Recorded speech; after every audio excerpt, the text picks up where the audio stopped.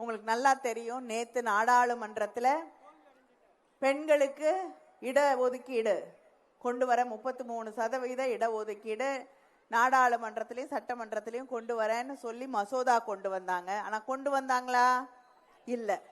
அந்த மசோதா பெண்களுக்கு நான் இடஒதுக்கீடு தரேன் மசோதான்னு முன்ன வச்சுட்டாங்க. அதுக்கு பின்னாடி என்ன உண்மையாக அவங்க பின்னாடி நின்னுக்கிட்டு என்ன செஞ்சாங்க? தமிழ்நாட்டின் உரிமைகளை பறிக்க நினைத்தார்கள். மற்ற மாநிலங்களுக்கெல்லாம் அதிகமாக எம்பிக்களை எண்ணிக்கையிலே அதிகமாக்கிவிட்டு தமிழ்நாட்டில் மக்கள் தொகை கம்மியா இருக்குன்னு சொல்லி நம்மளுடைய உரிமைகளை குறைக்க நினைக்கிறாங்க. இப்ப 39 எம்பி இருக்கும், 543 எம்பிக்கள் மொத்தமா இந்தியா முழுவதும் நாடாளுமன்றத்திலே மக்கள் அவையிலே இருக்கிறோம்.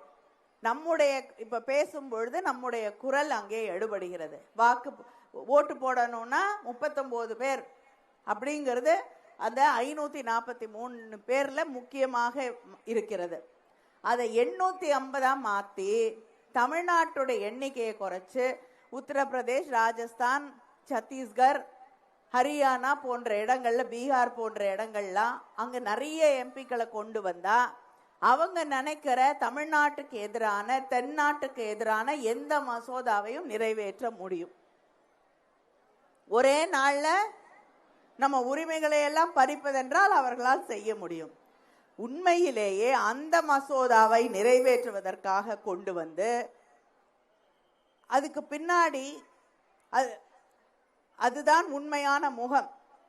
ஆனா அவங்க போட்ட முகமூடி மகளிருக்கான இடஒதுக்கீட்டை கொண்டு வருகிறேன் என்று.